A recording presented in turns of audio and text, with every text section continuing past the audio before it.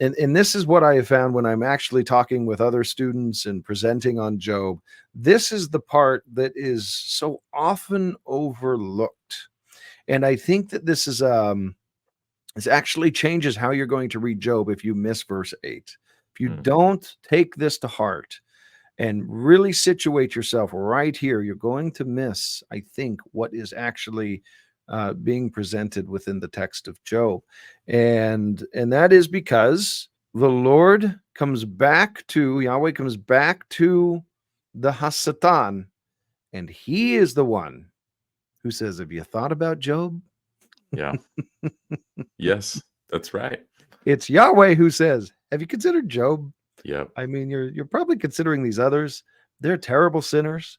They're not. They really don't shun evil. But what about this one that does? Have you thought about him? Yeah.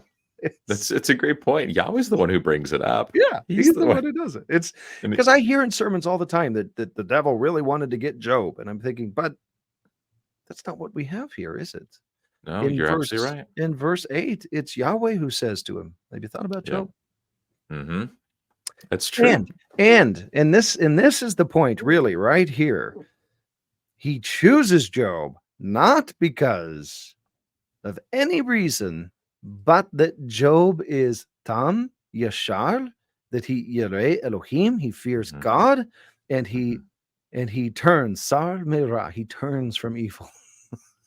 Yeah, I mean, Shuns it. that's a great list right there. Yeah. Like That's the yeah. question then becomes like if you want to put yourself into this place of Job, and I don't want to downplay that. I do think that Job does have something to say for all suffering. I think Job can be used this way the whole rest of the book. So let me make that statement right off the bat before we continue in our conversation. That yes, I think Job helps all of us in our suffering and has something to say about the horrible things that we all have to encounter and go through. But right off the bat, I often ask myself, can I really put myself in Job's shoes? Because, can I really say that I'm Tom and Yashar, right? Can I really say that the Yireh Elohim fear God all the time, or that I always turn from evil? I would hope that I can.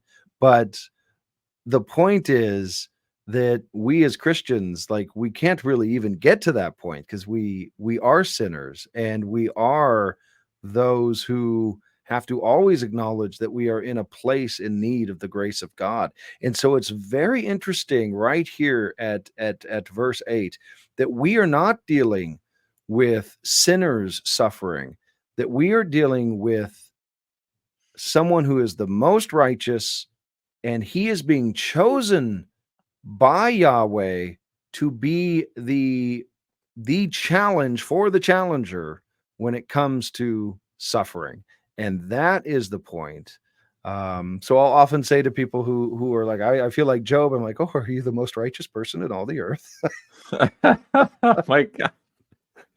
it's Nathan. it's and I think it's actually somewhat therapeutic when you say it. It's like, just, we don't have to go there because Job, there's something else going on here, something much deeper than what we think with regard to just human suffering. So, and to all of our listeners, we have our Hebrew Bible book club, which you can join us on Patreon, where you can come and actually join Mati and I in a live reading of the text of the Hebrew Bible, where it's not scripted, where we haven't really planned anything out. We just read, we talk, and we discuss. You can ask questions and join us live on Patreon.